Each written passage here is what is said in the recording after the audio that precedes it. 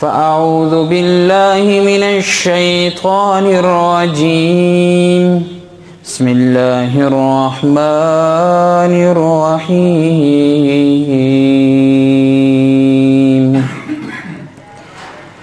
ألم يجدك يتيما فآوى صدق الله العظيم إن الله وملائكته يصلون على النبي يا أيها الذين آمنوا صلوا عليه وسلموا تسلیما۔ سارے ایک مرتبہ مل کر شوق و عقیدت و محبت کے ساتھ نماز والا درود پڑھے۔ اللہم صلی علی محمد وعلی آل محمد کما صلیت علی ابراہیم وعلی آل ابراہیم انک حمید مجید۔ اللہم بارک علی محمد وعلی آل محمد کما بارکت علی ابراہیم وعلی آل ابراہیم انک حمید مجید۔ محترم سامعین،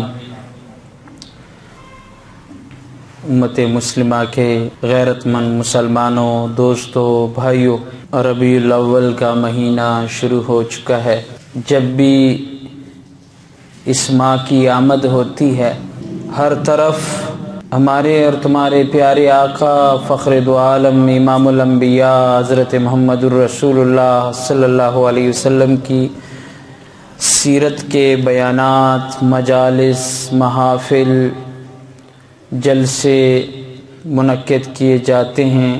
یہ اس وجہ سے کہ اس مہینے میں ہمارے پیارے آقا صلی اللہ علیہ وسلم تشریف لائے۔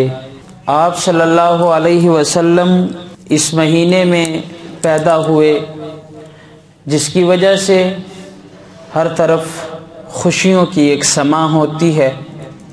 آپ لوگ دیکھتے ہیں گلی گلی، کوچے کوچے پیارے آقا صلی اللہ علیہ وسلم کے تذکرے ہوتے ہیں۔ سب مسلمانوں کو خوشی ہے اس بات کی کہ آپ صلی اللہ علیہ وسلم کی پیدائش اس مہینے میں ہوئی۔ میں آج وہ کام آپ کے سامنے بیان کروں گا جو ربیع الاول کے مہینے میں حضور صلی اللہ علیہ وسلم کے ساتھ بڑے بڑے 4 کام پیش آئے۔ ان چاروں کا تذکرہ آپ کے سامنے کروں گا۔ سب سے پہلے کام جو اس ربیع الاول کے مہینے میں ہوا ہے کہ آپ صلی اللہ علیہ وسلم کی پیدائش اسی مہینے میں ہوئی، میلاد اسی مہینے میں ہوا۔ اور دوسرا کام جو سب سے بڑا کام ہوا اس مہینے میں، اللہ تعالیٰ نے آپ صلی اللہ علیہ وسلم کو نبوت کے تاج سے نوازا، اور وہ ختم نبوت کا صحرا آپ صلی اللہ علیہ وسلم کو عنایت فرما دیا، اور اسی مہینے میں وحی کا نزول ہوا۔ اور تیسرا بڑا کام جو اسی ربیع الاول میں ہوا ہے، وہ آپ صلی اللہ علیہ وسلم کا غار ثور یعنی مکے سے مدینے کی جانب ہجرت اسی مہینے میں ہوئی۔ اور چوتھا بڑا کام جو ربیع الاول کے مہینے میں ہوا،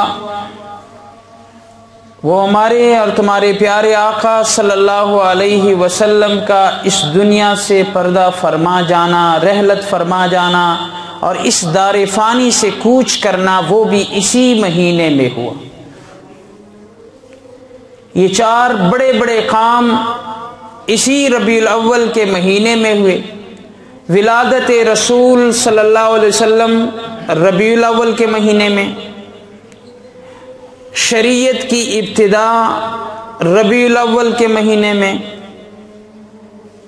ہجرت کی ابتدا ربیع الاول کے مہینے میں، اور حضور صلی اللہ علیہ وسلم کا اس دنیا سے چلے جانا وہ بھی ربیع الاول کے مہینے میں۔ یعنی 4 کام ربیع الاول کے مہینے میں ہوئے۔ سب سے پہلا کام پیدائش رسول، میلاد النبی، میلاد مصطفیٰ، میلاد خاتم الانبیاء صلی اللہ علیہ وسلم اسی مہینے میں، ربیع الاول کے مہینے میں حضور اس دنیا میں تشریف لائے۔ اب سوال یہ ہے کہ حضور کی آمد کب ہوئی؟ مہینے میں 30 دن ہوتے ہیں۔ اب سوال یہ ہے کہ حضور کی آمد کون سے تاریخ یا کون سے دن یا کون سے وقت ہوا؟ میں صرف بات سمجھانا چاہتا ہوں۔ سیرت کی کتابیں جب بندہ اٹھاتا ہے تو اس کا مطالعہ کرتا ہے تو اس سے ہمیں مختلف سیرت کے علماء اختلاف کرتے نظر آ رہے ہوتے ہیں، مختلف اقوال کے سامنا ہمارا ہوتا ہے، مختلف اقوال ہمیں ملتے ہیں۔ ایک قول تو یہ ملتا ہے کہ آپ صلی اللہ علیہ وسلم کی پیدائش 8 ربیع الاول کو ہوئی۔ اسی قول کے پیروکار امام الشاہ احمد رضا خان بریلوی صاحب بھی ہیں، اور بعض علماء کا قول یہ ہے کہ آپ صلی اللہ علیہ وسلم کی پیدائش 9 ربیع الاول کو ہوئی۔ یہ قول محمود شاہ فلکی ایک بادشاہ گزرا ہے اور سائنسدان بھی تھے ہندوستان کا، اس نے سینکڑوں سال پیچھے جا کر حساب داں بٹھائے، انہوں نے حساب لگایا اور اس نتیجے پر پہنچے کہ سوموار والے دن جب حضور کی پیدائش ہوئی تو کون سا ربیع الاول بنتا ہے، تو انہوں نے نتیجہ نکالا کہ 9 ربیع الاول کو حضور صلی اللہ علیہ وسلم کی پیدائش ہوئی۔ اور تیسرا قول، بعض علماء تو 11 ربیع الاول کا بھی کہتے ہیں، اور بعض علماء اکرام جو مشہور ہے عوام میں کہ 12 ربیع الاول کو حضور صلی اللہ علیہ وسلم کی آمد ہوئی ہے۔ بنا بر اختلاف تمام علماء اس بات پر متفق ہے کہ سوموار کے دن اسی حساب کے مطابق صبح سویرے تقریباً 4:20 یا 25 پر آپ صلی اللہ علیہ وسلم کا اس دنیا میں آمد ہوئی۔ حضور صلی اللہ علیہ وسلم کی پیدائش میں ایک حکمت یہ بھی ہے کہ صبح تاریکی میں پیدا ہوئے، ہمیں پیغام ملا کہ اب تاریکی جانے والی ہے، روشنی آنے والی ہے۔ قرآن مجید کی سورت پارہ اما جب اٹھاتے ہیں تو سورۃ اللیل، اس کے بعد سورۃ الضحیٰ کا ذکر ہے۔ سورۃ اللیل، لیل عربی میں رات کو کہتے ہیں کہ رات کے بعد ضحیٰ میں حضور کا تذکرہ ہے۔ معلوم ہوا کہ اب رات جانے والی ہے، اندھیرے جانے والے ہیں اور علم کی روشنی اور رحمت آنے والا ہے۔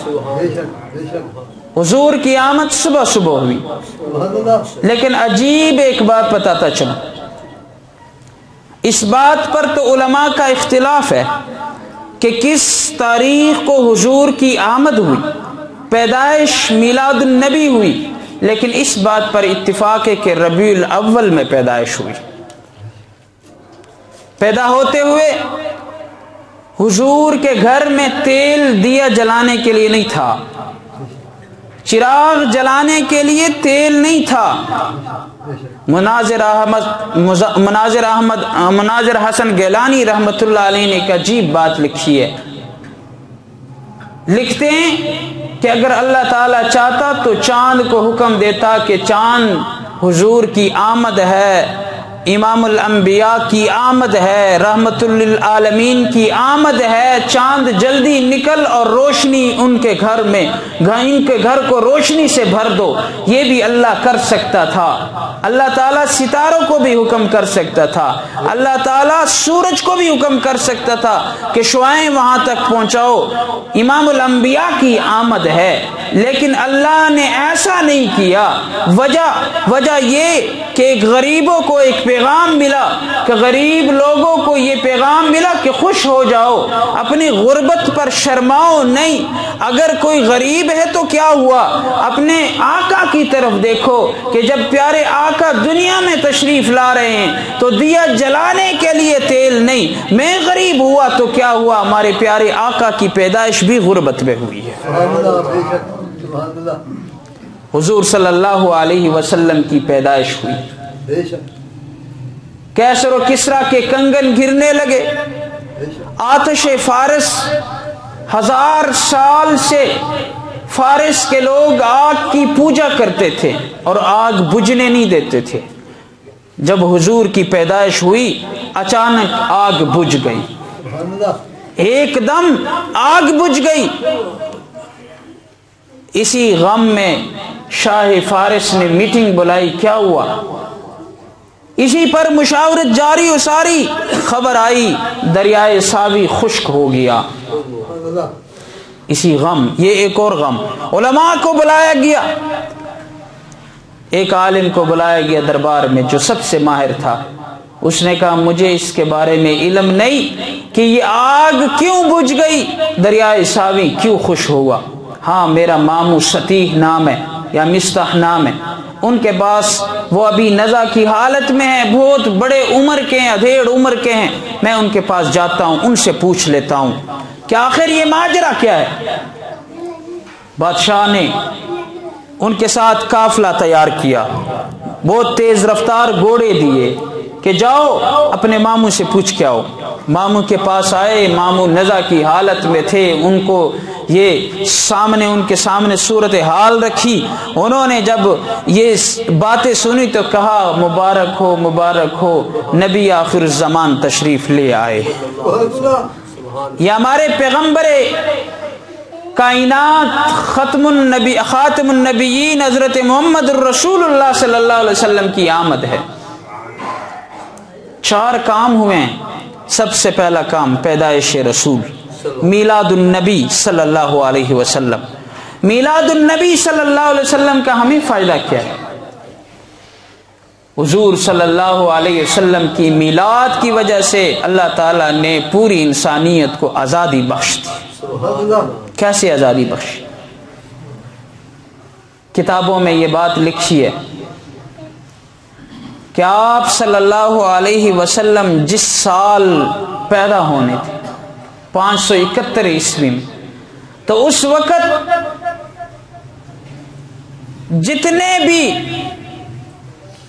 جتنے بھی لوگوں کے ہاں بچے پیدا ہونے تھے، کسی ایک عورت کے ہاں بھی بچی پیدا نہیں ہوئی بلکہ سارے لڑکے پیدا ہو گئے۔ اس میں حکمت یہ تھی کہ اس سال ربیع الاول میں امام الانبیاء پیدا ہو رہے ہیں، وہ شخص پیدا ہو رہے ہیں جو پورے جہانوں کے لیے رحمت للعالمین بن کے پیدا ہو رہا ہے۔ وہ شخص آنے والا ہے جو لوگوں کو اندھیروں سے نکالے گا۔ تو اللہ تعالیٰ نے آزادی عنایت فرما دی، فرمایا اس سال محبوب کو پیدا کرنا ہے، محبوب پیدا ہو جائے اور اسی سال کوئی لڑکی کسی کے ہاں پیدا ہو جائے۔ عربوں کے ہاں رواج تھا، وہ زندہ درگور کرتے تھے۔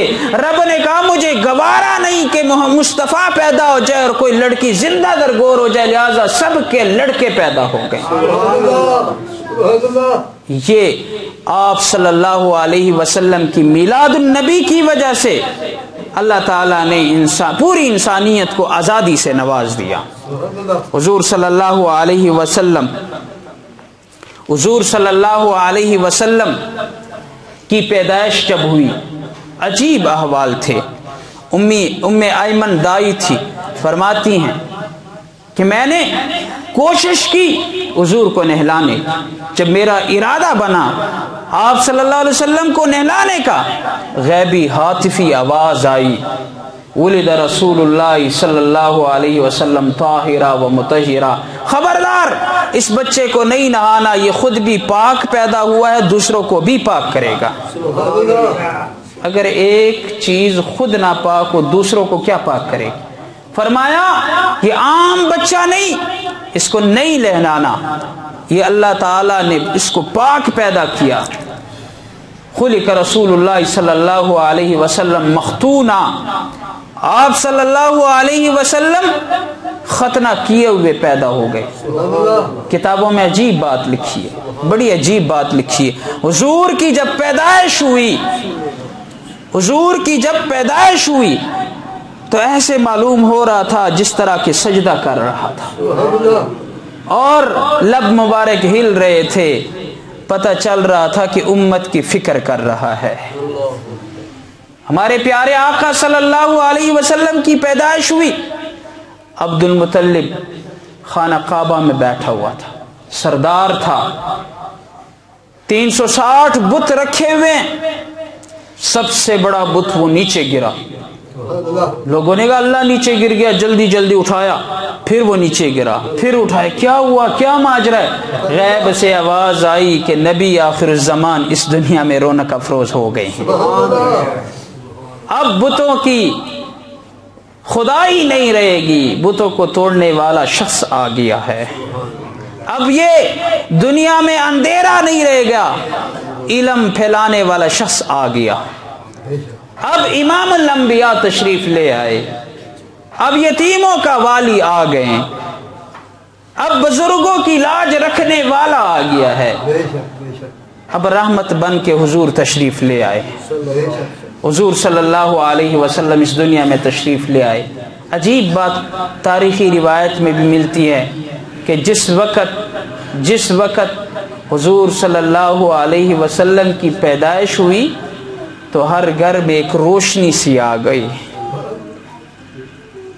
پیدائش سے پہلے عجیب ماجرا، ایک عجیب تاریخ لکھی، عجیب باتیں ہیں، بندہ میلاد کا تذکرہ کرتے کرتے گھنٹے چاہیے اس کے لیے۔ عجیب بات جب مطالعے میں آتی ہے رشک آتا ہے۔ حضور صلی اللہ علیہ وسلم ابھی ماں کے پیٹ میں ہی تھے، حضرت آمنہ کے پیٹ میں ہی تھے، حضرت عبداللہ وفات پا گئے، مقام ابوا میں دفن کیے گئے، مدینہ کے سفر پر گئے تھے۔ لمبی بات ہے، لمبی روایت ہے، لیکن اس سے عجیب بات یہ ہے کہ حضور صلی اللہ علیہ وسلم جب ماں کے پیٹ میں تھے تو مکے کے سردار آئے اور عبد المطلب سے کہا کہ آپ کی بہو حضور کی اماں جان حضرت آمنہ کے بارے میں کہا کہ آپ کے بہو کون سی خوشبو استعمال کرتی ہے، ہم نے تو مکے کے بازاروں میں بھی ڈھونڈا، منڈیوں میں بھی دیکھا، ہمیں تو وہ خوشبو نہیں مل رہی۔ جب عبد المطلب کو پتہ چلا اس نے بلایا، بیٹی آمنہ ادھر آؤ۔ آمنہ آئی۔ آمنہ آپ تو بیوہ ہیں، آپ خوشبو استعمال کرتی ہیں، آپ کے بارے میں یہ تو ہماری غیرت کے خلاف ہے، آپ اپنے آپ کو سنوارتی ہیں، آپ کے بارے میں پورے مکے میں چرچا ہے کہ یہ کون سی خوشبو استعمال کرتا ہے، حتیٰ کہ یہاں تک آج میرے پاس لوگ آئے، مرد حضرات آئے، انہوں نے پوچھا ہے۔ حضرت آمنہ کے آنکھوں میں آنسو آنے لگے، کہنے لگی ابا جان اگر میں آپ کو بتاؤں تو آپ کا دل نہیں مانے گا، جب سے یہ بچہ میرے پیٹ میں آیا ہے میرا پسینہ خوشبو ہو گیا ہے۔ ابا جان اگر میں آپ کو اس سے بھی آگے چل کے بتاؤں گا تو آپ کا دل نہ مانے، میں جب بھی لکڑیاں لینے پہاڑوں کی جانب جاتی ہوں ابا جان عجیب ایک ماجرا ہوتا ہے، میں جب لکڑیاں لینے جاتی ہوں تو مجھے پتھر سلام کرتے ہیں کہ اے محمد کی ماں تجھے سلام ہو۔ اس سے بھی عجیب بات، میں جب پانی کا برتن لے کر جاتی ہوں کنویں کے پاس اور عورتیں ڈول کے ذریعے پانی نکالتی ہیں پھر برتن میں ڈالتے ہیں، میں جب جاتی ہوں تو اس بچے کے صدقے وہ پانی خود بخود جوش مار کے اوپر آ جاتا ہے، میرے برتن بھر جاتا ہے۔ اس سے بھی عجیب بات کہ میں جب کسی پتھر پہ میرا کسی پتھر کے اوپر پاؤں آتا ہے تو وہ بھی موم بن جاتا ہے۔ مجھے تو درخت بھی سلام کرتے ہیں، پتھر بھی سلام کرتے ہیں، اور آپ کہہ رہے ہیں آپ کہہ رہے ہیں کہ آپ نے خوشبو استعمال کی ہے. بہرحال اما آمنہ فرماتی ہے حضور کی جب پیدائش ہوئی، جس طرح اور عورتوں کو تکلیف محسوس ہوتی ہے مجھے کوئی تکلیف محسوس نہیں ہوئی. حضور صلی اللہ علیہ وسلم کی پیدائش ہوئی، اس دنیا میں تشریف لائے. اب بچپنا کیسے گزرا، لڑکپن کیسے گزری، حضور عمر کیسی گزری، مدینے کی زندگی کیسے تھی، مکے کی زندگی کیسے تھی، غزوات کی زندگی کیسے تھی، پورے واقعات ہیں. انشاءاللہ وقتاً فوقتاً اس کے بارے میں گفتگو ہوتی رہے گی، لیکن میں نے آپ کے سامنے 4 باتیں ذکر کرنی ہیں. سب سے پہلی بات، اس ربیع الاول میں حضور کی پیدائش ہوئی، اس کے صدقے اللہ تعالیٰ نے ہمیں آزادی کے نعمت سے نوازا ہے. اور دوسری بات، حضور صلی اللہ علیہ وسلم کو شریعت وحی آپ صلی اللہ علیہ وسلم کے اوپر نازل ہوئی، اور وحی کیسے نازل ہوئی اس میں بھی بہت زیادہ تفصیل ہے. غار حرا میں حضور تشریف فرما ہیں، جبریل آتے ہیں، 3 مرتبہ دبایا، 5 آیات کریمہ سورۃ اقرا کی نازل ہوئی. اس وقت حضور صلی اللہ علیہ وسلم کے اوپر یہ 5 آیات نازل ہوئیں، تو اس وحی کی وجہ سے اللہ تعالیٰ نے ہمیں شریعت سے نواز دیا. شریعت کس کو کہتے ہیں؟ ان پڑھ، ناگوار، انجانا بندہ. کوئی آپ سے پوچھے میں نے گجرات جانا ہے، راستہ کون سا ہے؟ آپ کہیں گے کہ یہ والا راستہ ہے، سیدھا روڈ ہے، اب سیدھا جائیں گجرات چلے جائیں. ٹھیک ہے، اگر آپ اسے راستہ نہیں بتائیں گے اور وہ اس سائڈ پہ چلا جائے، مخالف سمت چلا جائے، وہ گجرات نہیں پہنچ سکتا. تو حضور صلی اللہ علیہ وسلم کے وحی کے صدقے ہمیں شریعت راستے کو کہتے ہیں، ہمیں راستہ ملا کہ مسلمانوں کا یہ راستہ ہے، مسلمانوں کا یہ راستہ ہے. اللہ تعالیٰ نے قرآن بھیجا، وحی آئی، 30 پارے، 6666 آیات. یہ ہمارے لیے راہ ہدایت ہے، راہ مستقیم ہے، جو ہم کہتے ہیں اہدنا الصراط المستقیم صراط الذین انعمت علیہم غیر المغضوب علیہم ولا الضالین. یہی انعام یافتہ لوگوں کا راستہ ہے. اور تیسری چیز جو اس ربیع الاول کے مہینے میں، وہ ہجرت رسول کی وجہ سے اللہ تعالیٰ نے ہماری نصرت کر دی، مدد کر دی، جہاد کی اجازت ملی، غزوات ہوئے، فراخی آئی، مسلمانوں کا دائرہ کار وسیع ہوتا چلا گیا، یہاں تک کہ فتح مکہ ہوا. اب دنیا کے کونے کونے میں رسول اللہ صلی اللہ علیہ وسلم کے عاشقان رسول رہ رہے ہیں. اور چوتھا کام، حضور صلی اللہ علیہ وسلم اس دنیا سے رحلت فرما گئے، وہ بھی اسی ربیع الاول کے مہینے میں. سیرت کی کتابوں کا جب مطالعہ کیا جائے تو ان سے پتہ چلتا ہے کہ حضور صلی اللہ علیہ وسلم کی رحلت فرمانے کی جو تاریخ ہے وہ 12 ربیع الاول ہے. پیدائش کی تاریخ میں اگرچہ اختلاف ہے، 8، 9، 11، 12 یہ مختلف روایات کتابوں میں ملتی ہیں، لیکن رحلت فرمانے کی جو قول ہے وہ صرف ایک ہی ہے کہ 12 ربیع الاول کو اس دنیا سے رخصت ہو چکے. اور یہ ہمارا عقیدہ ہے اہل سنت والجماعت کا کہ میلاد شریف کی خوشی مسلمانوں کے لیے سب سے بڑی خوشی ہے. دنیا میں اس سے بڑی خوشی کسی مسلمان کے لیے نہیں. اگر کوئی میلاد کی خوشی نہ مانے، کوئی میلاد شریف نہ مانے، تو وہ بندہ دائرہ اسلام سے خارج ہو جاتا ہے. میں نہیں کہہ رہا، پورے علماء امت کا فیصلہ ہے، متفقہ فیصلہ ہے. میلاد النبی صلی اللہ علیہ وسلم کی خوشی ہر مسلمان کے ایمان کا جز ہے. اور دوسری طرف دیکھا جائے حضور صلی اللہ علیہ وسلم کی رحلت کا غم، اس سے بڑا غم پوری دنیا میں ہے ہی نہیں کسی مسلمان کے لیے. حضور صلی اللہ علیہ وسلم جب اس دنیا سے رحلت فرما چکے، ایک چرواہا بکریاں چرا رہا ہے، اسے پتہ چلتا ہے، وہ رب کے سامنے گڑ گڑاتا ہے، اللہ جب پہلے میں مدینے جایا کرتا تھا تو میں مدینے والے کو دیکھا کرتا تھا، اللہ جب میں پہلے مدینہ جایا کرتا تھا تو وہ ضحاک کے چہرے والے کا دیدار ہوا کرتا تھا، اللہ اب جب میں جاؤں گا تو میری یہ آنکھیں، میری یہ نظر کس کام کی؟ حضور تو نہیں رہے، اللہ مجھے اس نظر کی کوئی ضرورت نہیں، آنکھوں پہ ہاتھ رکھا, اللہ سے گڑگڑانے لگا, اللہ حضور نہیں رہے, مجھے بھی یہ بینائی نہیں چاہیے, مجھے بھی یہ بینائی نہیں چاہیے. اللہ جب میں مر جاؤں تو جب مجھے بینائی بخشے تو سامنے حضور کا چہرہ ہوگا, مجھے آخرت میں بینائی چاہیے. اللہ اس دنیا میں مجھے بینائی کی اب ضرورت نہیں, مدینے والا نہیں رہا, حضور نہیں رہا, امام الانبیاء نہیں رہے, اللہ مجھے بھی بینائی نہیں چاہیے, مجھ سے بینائی لے لو. جب اس نے آنکھوں سے ہاتھ ہٹائے تو اس کی بینائی جا چکی تھی, پوری بینائی کو قربان کر دیا. ادھر حضرت عمر رضی اللہ تعالی عنہ نے تلوار کھینچ لیا, خبردار کسی نے یہ کہا کہ حضور کی رحلت ہو چکی, میں اس کا سر قلم کر دوں. ادھر حضرت فاطمہ الزہرا رضی اللہ تعالی عنہ فرماتی ہیں کہ حضور کے جانے کا غم اتنا تھا کہ اگر وہ راتوں کے اوپر بھی آ جاتے تو رات بھی دن بن جاتی اور دن رات بن جاتی, لیکن ہمت کا کام تھا کہ ہم نے برداشت کیا. حضرت عائشہ کے اقوال کی طرف دیکھیے, حضرت عائشہ فرماتے ہیں کہ 3 دن تک جسد اطہر پڑا رہا, کسی کو ہمت نہیں ہو رہی تھی کہ مٹی کے حوالے کرتے. فرمائے بڑے ہمت والے لوگ ہیں جنہوں نے پیارے آقا صلی اللہ علیہ وسلم کو مٹی کے حوالے کر دیا.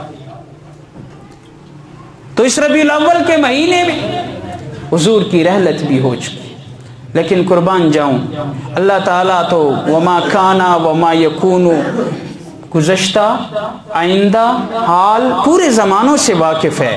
اللہ تعالیٰ نے ایک ہی دن 12 ربیع الاول لے لیتے ہیں, 12 ربیع الاول کے دن خوشی کا بھی دن اور غم کا بھی دن. خوشی بھی اتنی بڑی خوشی کہ اس کے بغیر ایمان نامکمل ہوتا ہے, غم بھی اتنا بڑا غم کہ اس سے بڑا غم ہی نہیں.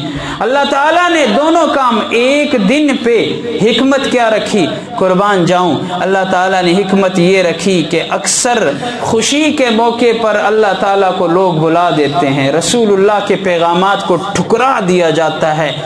شادی بیاہ کے موقع پہ آپ نے دیکھا ہوگا نا, اور غم کے موقع پہ بھی اکثر اللہ تعالیٰ کو بندہ بلا دیتا ہے, ناشکری کے الفاظ منہ پہ آ جاتے ہیں. اللہ میں ہی ایک تھا, میری بھی فلاں چیز تباہ ہونی تھی, میرا بیٹا مرنا تھا.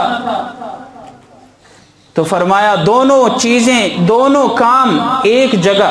فرمایا اگر کوئی زیادہ خوش ہونا چاہے اور اپنا دائرے سے اپنے حدود کو کراس کر رہا ہے, وہ زیادہ اچھلنے کی کوشش کر رہا ہے, تو اس کی نظر پیارے آقا صلی اللہ علیہ وسلم کی رحلت پہ آ جائے گی.